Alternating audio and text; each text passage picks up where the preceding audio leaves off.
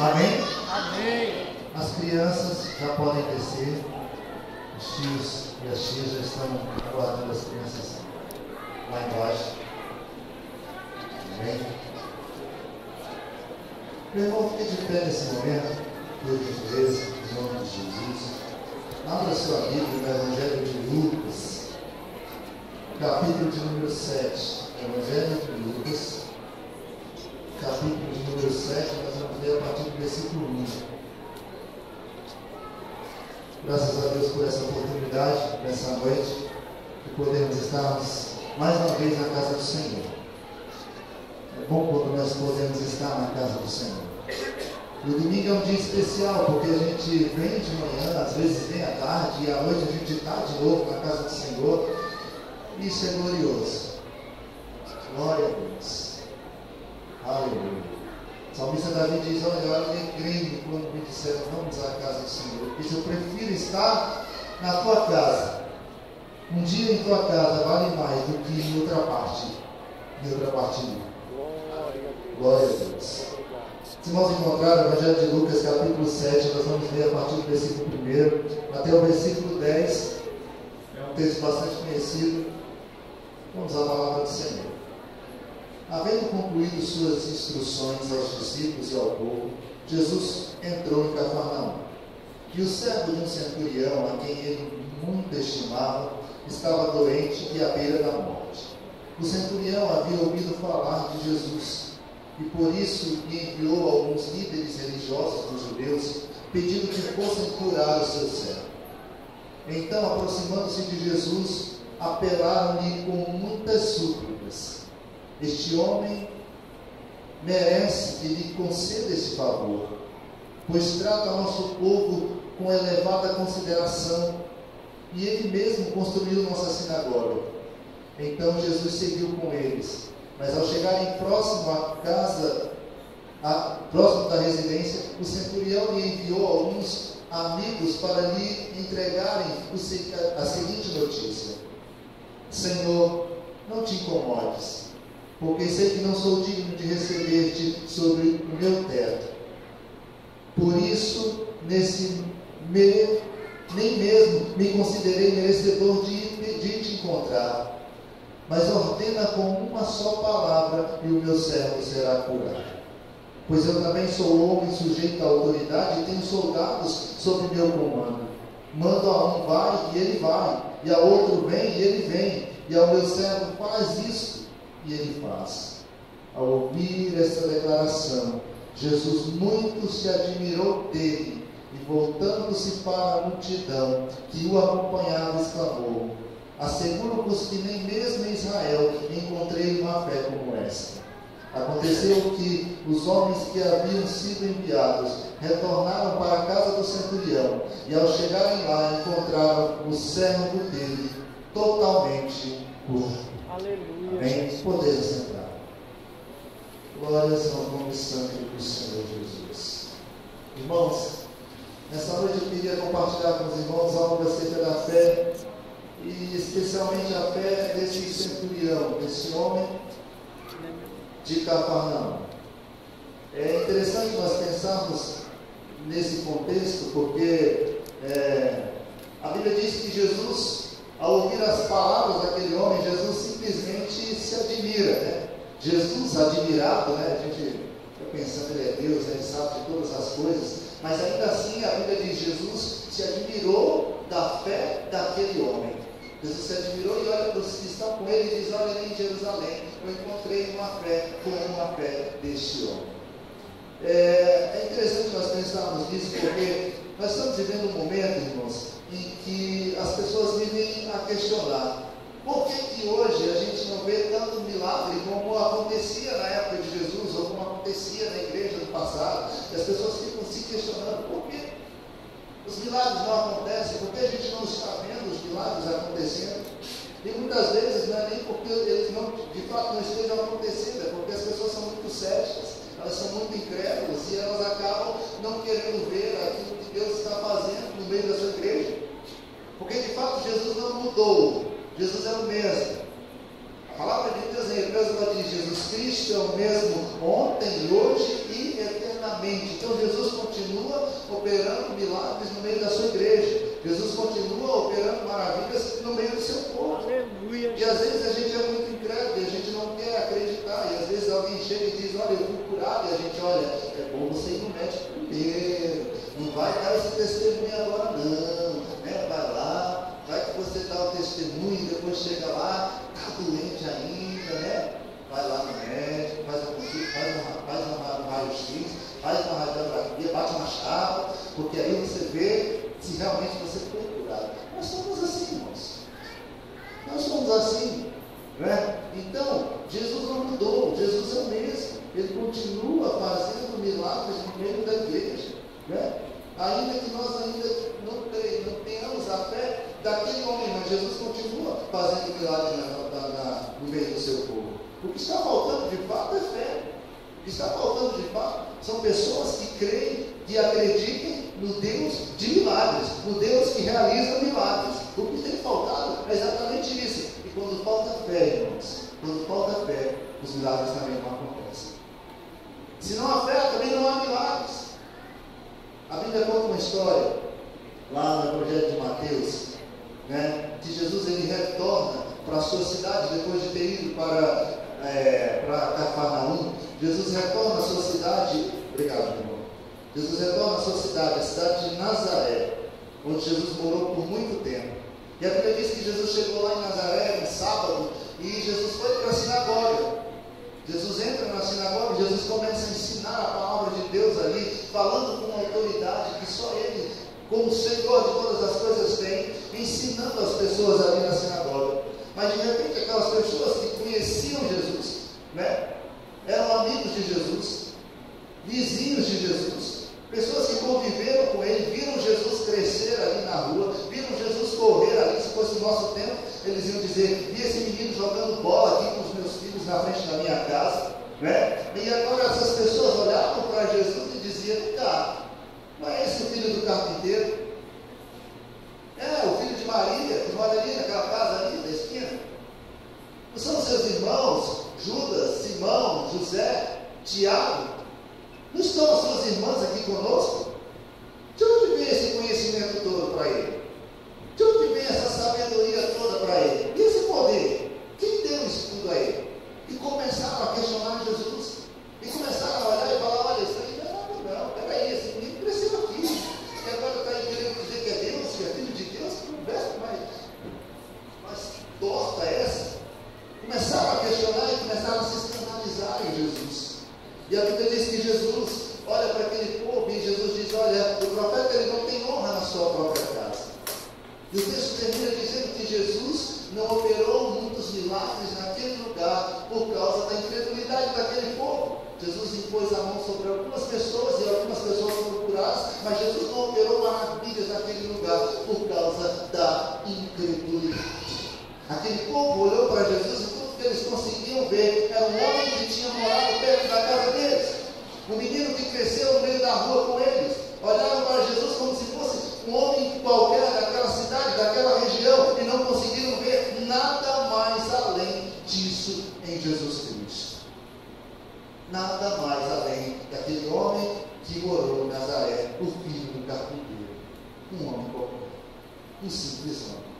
E não era essa a visão que Jesus queria que aquele povo tivesse acerca dele, porque Jesus foi ali para operar milagres, Jesus foi ali para operar maravilhas, Jesus foi ali para fazer com que aquelas pessoas recebessem algo de Deus e reconhecessem nele o Filho de Deus. Mas, infelizmente, a incredulidade tomou conta do coração daquelas pessoas e Jesus não pôde operar milagres ali.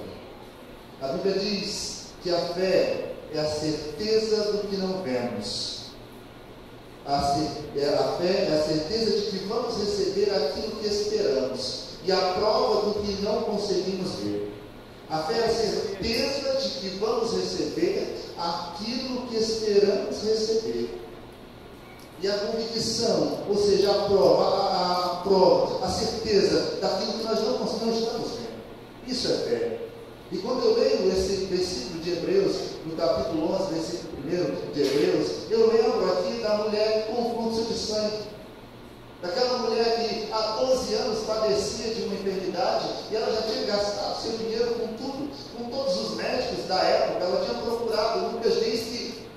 Marcos, quando narra a história, ele diz assim que ela gastou todo o seu dinheiro e ia de mal a pior. A situação dela não melhorava, a situação dela não mudava, pelo contrário, ela piorava, além de estar perdendo todos os seus recursos. Mas aquela mulher ouviu falar acerca de Jesus. E diferente daquelas pessoas de Nazaré, aquela mulher creu que Jesus poderia mudar a história dela. Ela creu que Jesus era o Filho de Deus, o poderoso, para fazer na vida dela algo extraordinário. Glória a Deus, aleluia.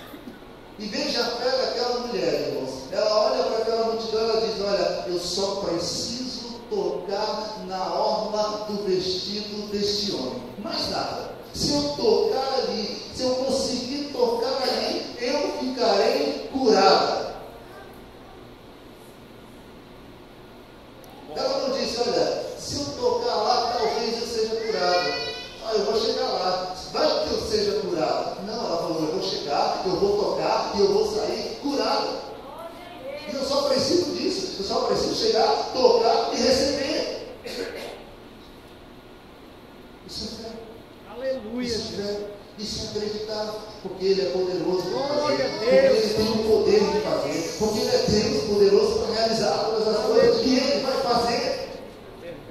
E aquela mulher se arrasta no meio daquela multidão. E quando ela toca na orla dos vestidos de Jesus, a Bíblia diz que naquele mesmo instante o sangue estancou-se. O fluxo de sangue estancou-se. Aquela mulher foi curada imediatamente. Jesus naquele instante para. Jesus naquele instante para tudo. Tinha uma multidão ao redor de Jesus. E ele fala: olha, alguém me tocou. Pedro olha para Jesus e diz: é difícil entender isso, porque tem uma multidão aqui, está todo mundo esbarrando, né? Todo mundo encostando, e você diz: alguém me tocou. Ele diz: alguém me tocou porque de mim saiu o poder. De mim saiu o poder. A fé daquela mulher ao tocar em Jesus fez com que de Jesus saísse poder para a sua vida, para curá-la, para resolver de uma vez por todas o problema dela, porque ela creu, porque ela acreditou. Porque ela exerceu ali a sua fé, tocando na orla dos vestidos de Jesus. É interessante pensar, porque a palavra de Deus diz em Hebreus capítulo 11, versículo 6, que sem fé é impossível agradar a Deus. E ele diz: sabe por quê? Porque é necessário que todo aquele que se aproxime de Deus, todo aquele que se aproxima de Deus, primeiro tem que crer que Ele existe. Tem que crer que Ele é real, ou seja, tem que crer que Ele é Deus. Ele é Deus sobre todas as coisas. E Ele é galardoador, Ele é recompensador daqueles que o buscam. Então, para se aproximar de Jesus, tem que ter fé. Para se chegar a Ele, tem que ter fé, tem que crer. Porque se for sem fé, não vai agradá-lo. Não é a fé na fé, não é a fé em outra coisa, não é a fé em outra pessoa, é a fé nele. É a fé no Senhor. É a fé no Senhor que pode todas as coisas. No Senhor que realiza todas as coisas. Aleluia. Glória a Deus. Aleluia, Jesus. O texto que nós vemos, ele mostra Jesus chegando em Cafarnaum. E quando Jesus chega nessa cidade, Cafarnaum é uma cidade muito importante ali na região da Galileia. Primeiro porque ficava próximo ao mar da Galileia. Então todo o serviço de pesca, toda aquela mercadoria que vinha do mar passava por Cafarnaum. E Cafarnaum era uma cidade muito agitada, de um comércio muito grande, né? E além de tudo, tinha ali a guarnição romana. Os soldados romanos estavam ali em Cafarnaum. Tinha ali um centurião que cuidava de um grupo de 100 soldados romanos, e eles estavam em Cafarnaum. De Cafarnaum saiu uma estrada que cruzava todas as cidades circunvizinhas ali naquela região da Galileia. Então era um lugar muito estratégico para Jesus começar o seu ministério. E a Bíblia diz que Jesus sai de Nazaré e se muda para Cafarnaum. Mas a Bíblia diz que Jesus não mudou simplesmente pela questão de localidade, mas havia uma profecia de Isaías que dizia que Jesus mudaria para aquela região, que Jesus ia morar ali. O profeta Isaías, no capítulo 9, ele diz que a terra de Zebulon, a terra de Naphtali, no caminho do mar, a Galileia dos gentios, gentios, um povo que vivia em trevas, viu uma grande luz. E aqueles que andavam pela região da sombra da morte, para eles brilhou a luz. Eles falando de Jesus, ele falando, a luz veio a vocês. A luz de Deus se manifestou a vocês. Isaías falava exatamente desse momento em que Jesus sairia de Nazaré e vinha para morar nessa região, ali em Cafarnaum. Então Jesus vai para Cafarnaum. Cafarnaum, além de ser uma cidade com essa localização, ela favorecia a propagação do Evangelho, porque tudo que se pregava, que se falava em Cafarnaum, se espalhava muito rapidamente. Havia pessoas ali de todas as regiões, então rapidamente se espalhava, rapidamente atingia povos distantes. Então era um lugar estratégico para Jesus começar o seu ministério ali naquele lugar. Cafarnaum também era um lugar onde as pessoas eram muito céticas, as pessoas não criam em Deus. Havia uma mistura ali, porque os soldados romanos estavam ali, eles traziam o paganismo, traziam os seus costumes religiosos para aquela região. E os judeus que ali estavam, eles eram incrédulos, eram um povo de coração duro, era um povo que não acreditava nos milagres de Jesus. Jesus realizava milagres em Cafarnaum, mas mesmo assim aquele povo não se arrependia, não conseguia ver em Jesus o Cristo, o Filho de Deus.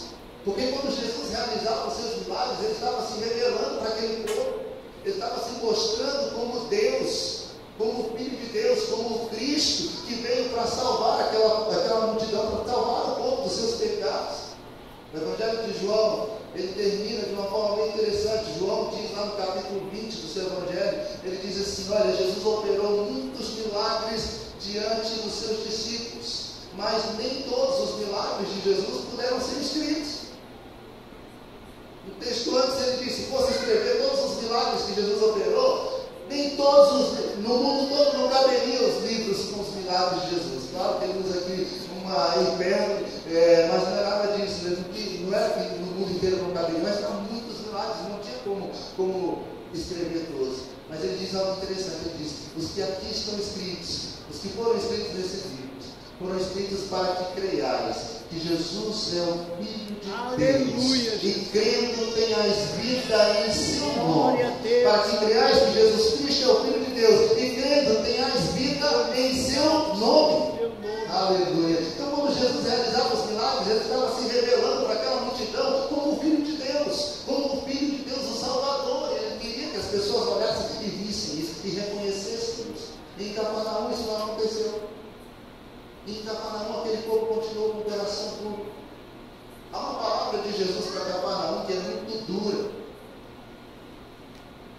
É muito dura. Jesus, ele fala, está registrado lá em Mateus, no capítulo 11, né? Não só de Cafarnaum, mas de toda aquela região. Ele começa falando, ai de ti, Corazim, ai de ti, Zebulon, porque se em Tiro e Sidom tivessem acontecido os milagres que aconteceram aqui, eles teriam se arrependido, vestidos de saco, em cima das cinzas. Tiro e Sidom, cidades que foram destruídas no Antigo Testamento. E destruídas por quê? Destruídas porque desobedeceram a Deus, porque foram rebeldes. E Deus diz, olha, se os milagres que aconteceram aqui tivessem acontecido lá, eles não seriam destruídos. Eles estariam lá até hoje.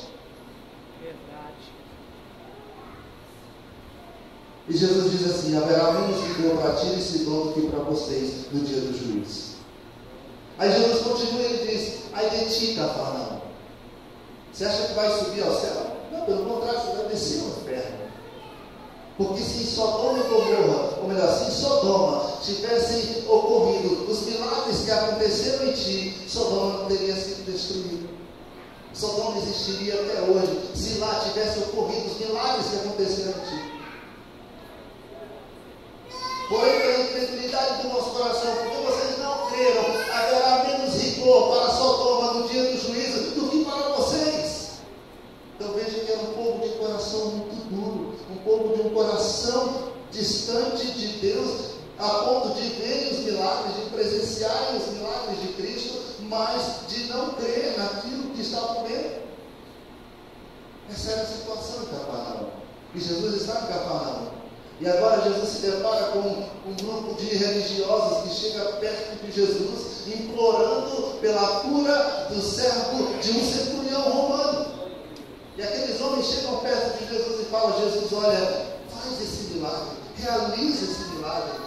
Começam a implorar, começam a clamar, começam a pedir, a rogar. Jesus vai lá, Jesus cura, porque ele merece isso. Esse homem é um homem bom. Paradoxalmente eles dizem isso, né? Porque você vê judeu elogiando romano, principalmente soldado romano. Judeu que só levava carta, era servo do romano, estava debaixo da servidão do exército romano ali. O exército romano não estava ali para proteger o judeu, não. Estava ali para manter a ordem. Para manter a ordem, não estava ali para proteger, não era protetor, né? Eu estou aqui para proteger vocês, para que nenhum mal aconteça. Não, eu estava ali para manter a ordem. Se preciso fosse, taca no judeu, é certo. São vassalos de Roma. Entendeu? Mas paradoxalmente esse homem ele conquistou o coração daqueles judeus, porque ele era um homem bom. Ele era um homem bom. Eles dizem: olha, ele é um homem bom, ele gosta do nosso povo. Ele até construiu a sinagoga dos simpatizantes do judaísmo. Ele diz: olha, ele construiu a sinagoga para nós aqui.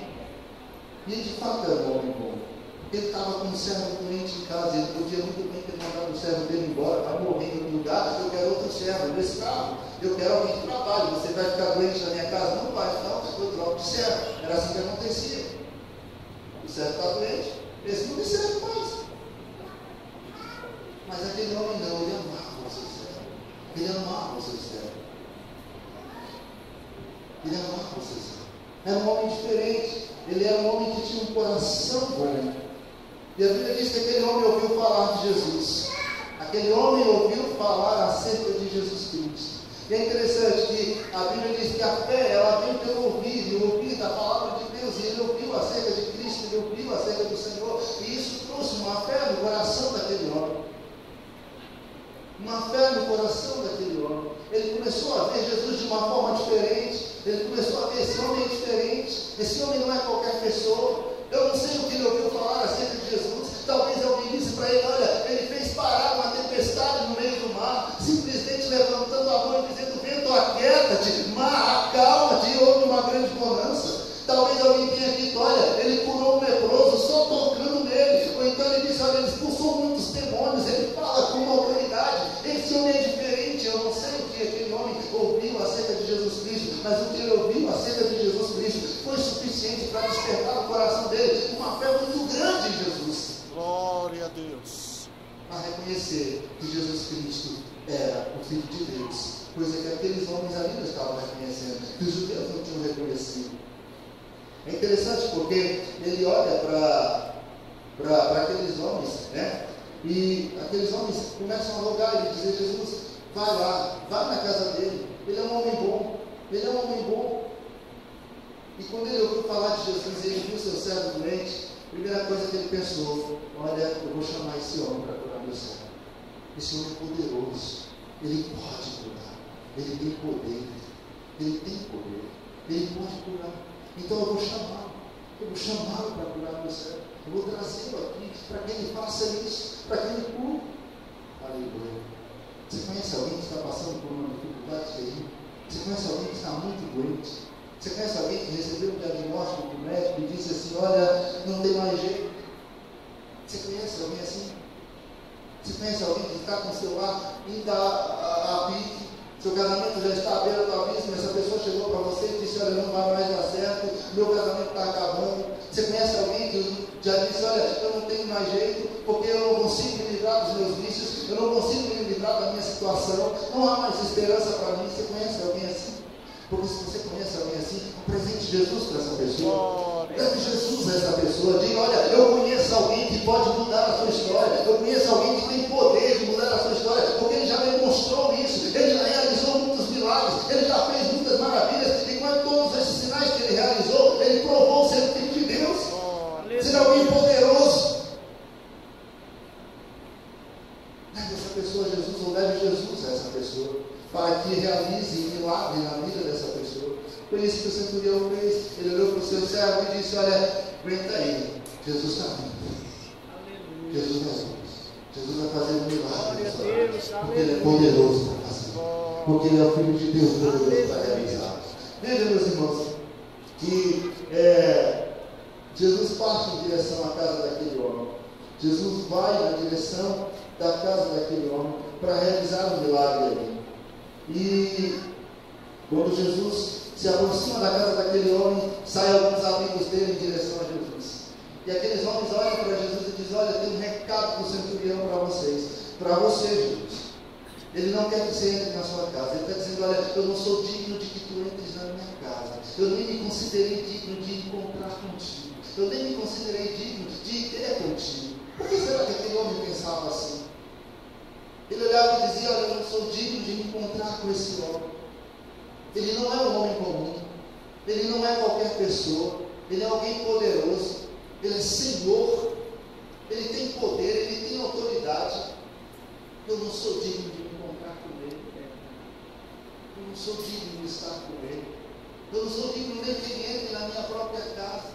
Ele é Deus, eu sou homem, eu sou pecador. Ele é santo. Eu não sou digno de que Ele entre aqui.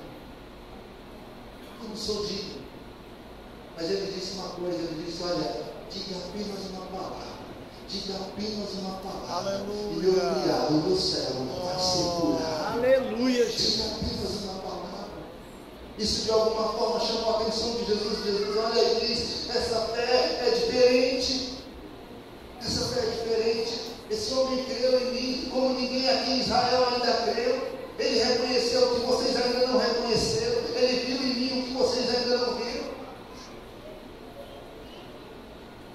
Ele viu em mim o que vocês ainda não viram. E Jesus chama a atenção para a fé surpreendente daquele homem, porque ele reconheceu que Jesus realmente é Senhor sobre todas as coisas. Ele diz: olha, eu sou servo de alguém, eu estou sob o comando de alguém, e eu tenho pessoas também sob o meu comando. E eu digo a este vai, ele vai. Se eu digo o outro vem, ele vem. Ele está debaixo da minha ordem, ele está debaixo da minha autoridade. Ele é meu servo, eu sou Senhor dele.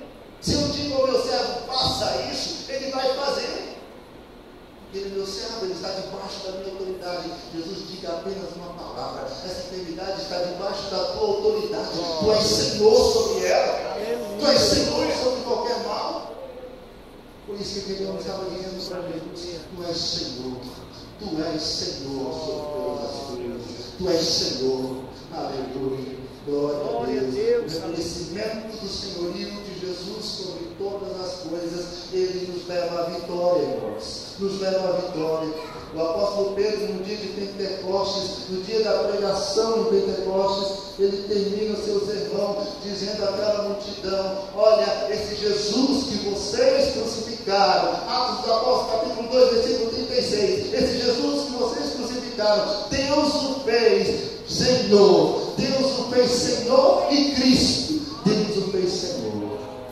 Esse Jesus que vocês crucificaram, Deus o fez Senhor.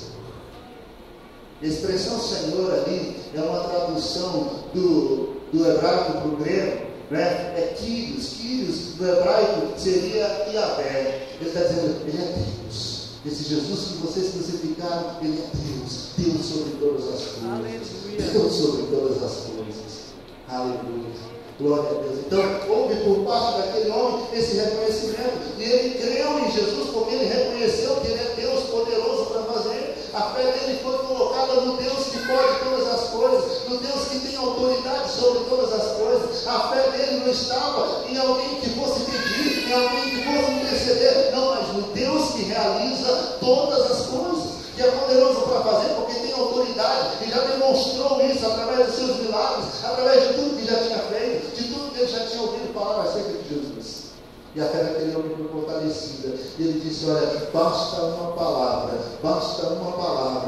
e meu criado, o meu servo, vai ser curado. Aquele homem era romano. Diferente dos judeus, ele não teve o ensinamento acerca do Messias que os judeus tiveram. Ele não tinha a mesma expectativa em relação ao Messias que os judeus tinham, porque os judeus estavam aguardando o Messias, estavam esperando a vinda do Messias. Aquele homem não, ele era romano, sua religiosidade, ele tinha os seus deuses, ele tinha sua forma de culto lá de Roma. Mas ainda assim, ele foi capaz de enxergar aquilo que aquele povo não via.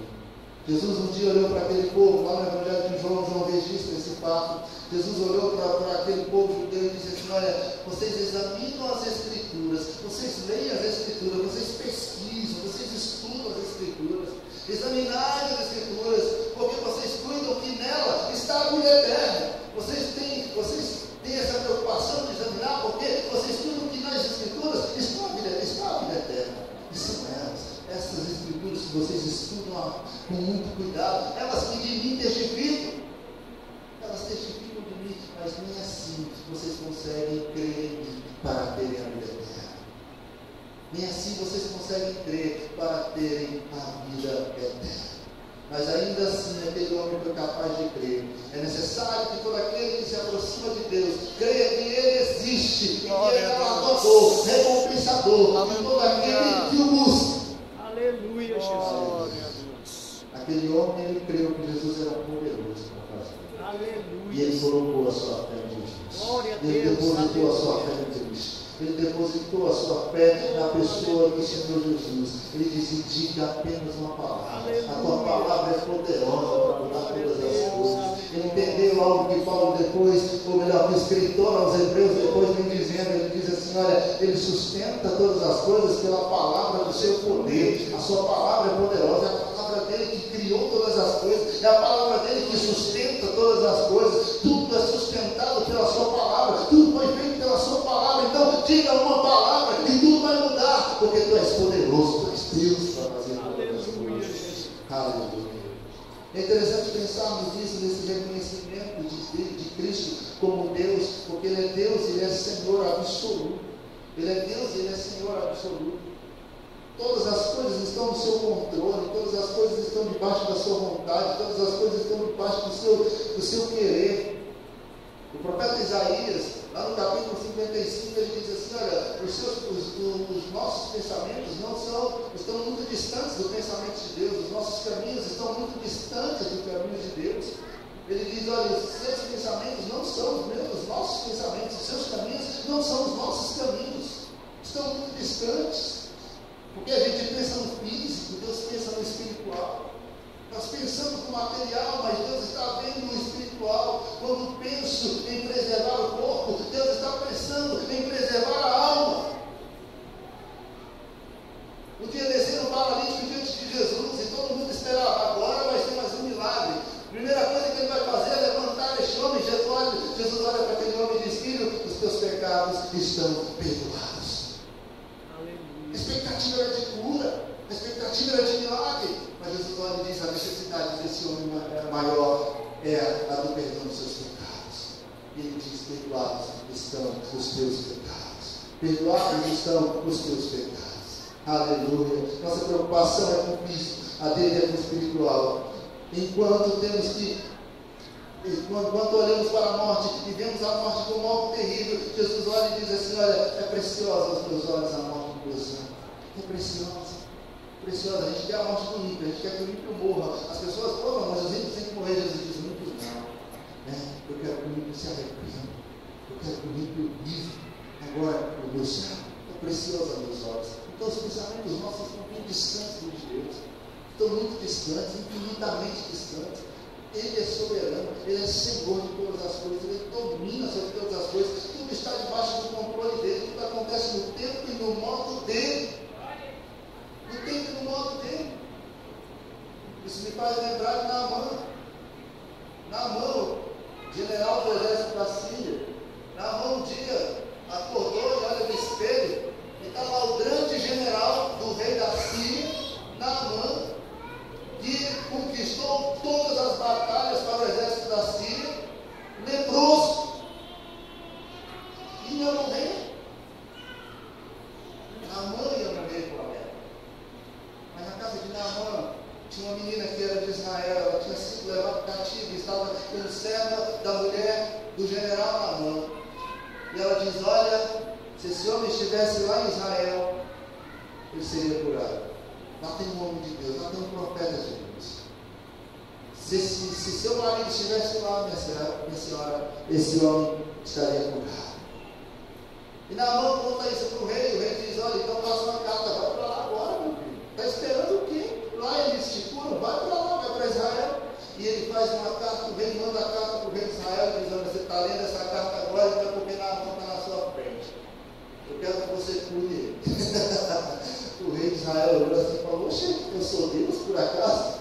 Eu sou Deus por acaso? Eu vou curar ele? Eu não sou Deus.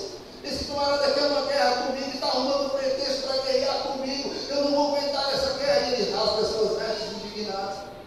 E alguém corre e conta para o profeta Eliseu e diz, olha, o rei rasgou as suas vestes diante da carta do rei da Síria. E ele diz, não, dá um recado para o rei, diz, para mandar Naamã para cá. Fala com ele para vir para cá. Eles vão ver que tem um profeta em Israel. E quando Naamã chega diante da casa de Eliseu, Naamã esperava uma recepção diferente. Naamã, ele esperava que o profeta descesse e fosse atendê-lo, mas ele recebeu um recado. Alguém desceu e olhou para ele e disse assim, olha, o profeta mandou te dizer para você ir lá no Jordão, mergulhar 7 vezes, e depois que você mergulhar 7 vezes, você está curado, pode ir para casa, tá bom? Vai com Deus. Isso, que camarada atrevido. Eu sou Naamã. Eu sou um general do exército da Síria. Como é que ele manda um recado desse para mim? Eu esperava que ele descesse aqui, que ele levantasse a mão, que ele fizesse uma invocação para o seu Deus, que ele passasse a mão sobre as minhas feridas e de repente ela assumia de forma miraculosa. Ele queria um espetáculo, ele queria um show para curar o general Naamã. Só que as coisas não é do jeito que Naamã quer, é do jeito que Deus quer. Deus faz no seu modo, Deus faz no seu jeito, no seu tempo. É Deus que realiza. E não adianta questionar, ou nós nos submetemos à vontade de Deus, ou a gente vai continuar sem receber a bênção. Naamã não tinha escolha. Saiu revoltado, saiu resmungando, falou, não quero. Lá na minha terra tem tanto rio bonito, em Papá, tanto rio bonito lá, e me mandou para cá, para ganhar do Jordão, nessa água barrenta do Jordão. Ah, não, Deus tem paciência, eu vou embora daqui, revoltado, até que alguém convence ele que ele Senhor, se tivesse te pedido alguma coisa mais difícil, eu não faria. Irmãos, é do modo de Deus. Às vezes a gente quer que Deus faça desse jeito, o Senhor realiza aqui. E Deus está dizendo, não, vai ser do outro jeito. Às vezes nós estamos esperando um milagre aqui, Deus está dizendo, não, você vai para o médico, sim.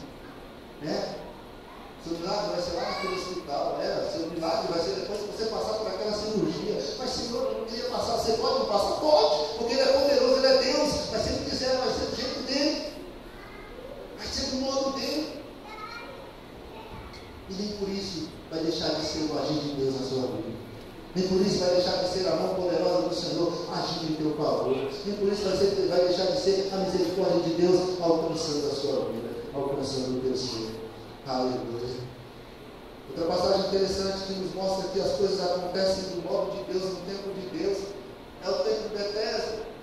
Tinha um paralítico lá que estava lá há 38 anos enfermo, há 38 anos doente. E Jesus entra naquele lugar. O tempo de Betesda era um lugar sinistro. Por quê? Porque ali tinha uma multidão de doentes, cegos, coxos, paralíticos, gente de todo tipo de enfermidade, leprosos. Tinha gente, por quê? Porque descia um anjo, agitava as águas naquele lugar, e o primeiro doente que entrasse na água seria curado. Então era uma confusão, porque se o anjo agitasse a água, quem pulasse primeiro, meu Deus, imagina o desespero naquele lugar, era algo terrível. E Jesus entrou ali no meio daquela multidão, e foi onde estava todo mundo. E a Bíblia diz o seguinte, que Jesus sabia que ele estava naquela situação há 38 anos. Jesus sabe tudo sobre a sua vida. Ele sabe há quanto tempo você está sofrendo com sua enfermidade, com seu problema, com a sua dificuldade. Há quanto tempo você está vivendo essa situação difícil na sua casa. Há quanto tempo isso te aflige a alma, isso te perturba, isso te inquieta. Ele sabe. E às vezes a gente olha e diz, será que Deus não está vendo? Tanto tempo já se passou e eu continuo do mesmo jeito. A situação está do mesmo jeito. Eu tenho orado, eu tenho pedido, eu tenho suplicado, eu tenho feito meus jejuns, minhas consagrações, campanhas. Quantas quinta-feiras eu já fiz, não mudou nada. Fica tranquilo, porque quando chegar o momento, Jesus vai vir ao teu corpo e vai dizer, você quer quer ficar curado? Você quer ficar bom? Você quer que eu resolva agora? Você quer que eu mude agora? Foi o que aconteceu ali do homem. Ele olha para Jesus e diz assim: não tem ninguém que coloca na água. Sempre entra alguém diante de mim. Jesus diz: pega a tua cama, vai para tua casa. Pega a tua cama e vai embora. Sabe, você já está curado. Engraçado que ele pega a cama e vai embora carregando a cama. E era sábado, né? E alguém chega para ele e fala bem assim: meu filho, hoje é sábado, você está fazendo essa cama, você não pode carregar a cama. Ele diz assim: olha, o homem que me curou me mandou carregar essa cama, e eu vou carregar a cama. Se é sábado, se é de dia todo, eu não quero nem saber. Ele mandou e eu vou fazer. Aleluia. A obediência daquele homem, a palavra de Jesus era algo surpreendente. Ele diz: olha, ele mandou fazer, eu quero saber se é sábado, se não é sábado. Ele mandou fazer e ele me curou. Jesus foi naquele lugar para curar aquele homem. Jesus não curou mais ninguém, tinha muito doente ali. Tinha uma multidão de doente ali, mas Jesus só curou aquele homem, porque era o momento dele.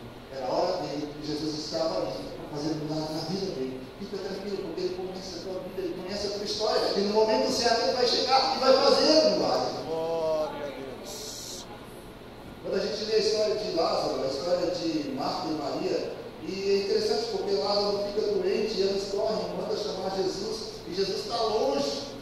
Jesus está num lugar bem distante, vai demorar para vir. Jesus, quando recebe a notícia, ainda diz: não, vou ficar por aqui, porque depois a gente vai.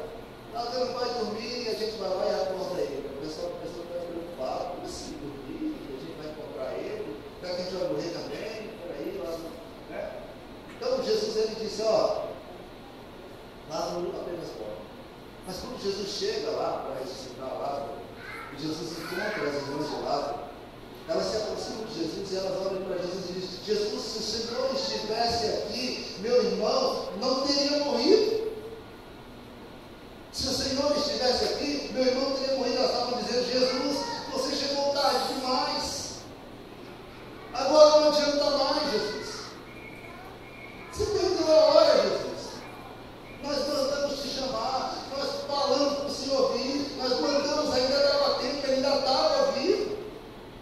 Mas você demorou, Jesus, e agora é tarde. Para ela. Mas Jesus estava no tempo dele, na hora dele, era a hora dele, era o tempo dele. Não era o tempo de Marta, não era o tempo de Maria, não era o tempo de Lázaro, era o tempo de Jesus. Não é o meu tempo, não é o seu tempo, é o tempo de Jesus, irmãos. Porque Ele é soberano, Ele é Senhor sobre todas as coisas. E quando chega a hora, Ele vai fazer mesmo, porque o tempo é dele. Ele olhou para ela e disse: olha, se tu creres, tu verás a glória de Deus. Você só precisa exercer a sua fé. Você só precisa exercer a sua fé. O tempo é meu. Eu realizo no meu tempo, na minha hora, na hora que eu quiser, porque eu sou Deus, eu sou Senhor. Você só precisa crer. Você só precisa acreditar. Aleluia. Que eu sou Deus poderoso para realizar qualquer coisa, mudar qualquer circunstância, resolver qualquer problema, retirar qualquer enfermidade na sua vida. Você só precisa crer. Aleluia. Essa é a mensagem de Deus para mim. Aleluia. Essa é a mensagem de Deus para mim e para a sua vida. Nós só precisamos crer. Nós só precisamos crer. Por fim, meu irmão, Jesus encontrou um leproso. E a Bíblia diz que Jesus, quando encontra aquele leproso, aquele homem vem e se prostra aos pés de Jesus. E quando ele se prostra aos pés de Jesus, ele olha para Jesus e diz: Jesus, se tu quiseres, Senhor, se tu quiseres, tu podes me tornar um. Primeiro, aquele homem reconheceu quem Jesus era. Ele era judeu e jamais o judeu se prostraria diante de um homem se ele não reconhecesse que aquele homem era Deus. E ele chega e se prostra aos pés do Senhor.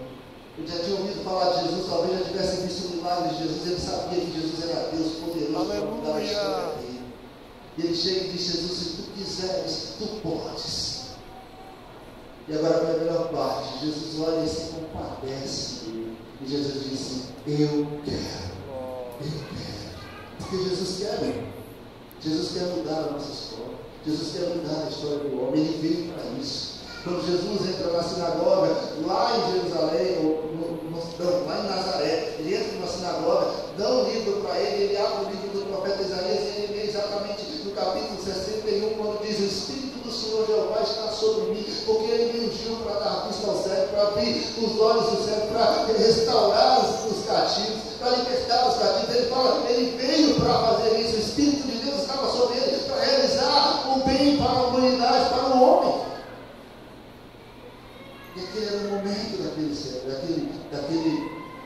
daquele leproso. Jesus, ele quer mudar. Jesus, ele quer fazer. Jesus, ele quer realizar. É a vontade dele, cara. Ele é misericordioso, ele é compassivo, ele é Deus amoroso.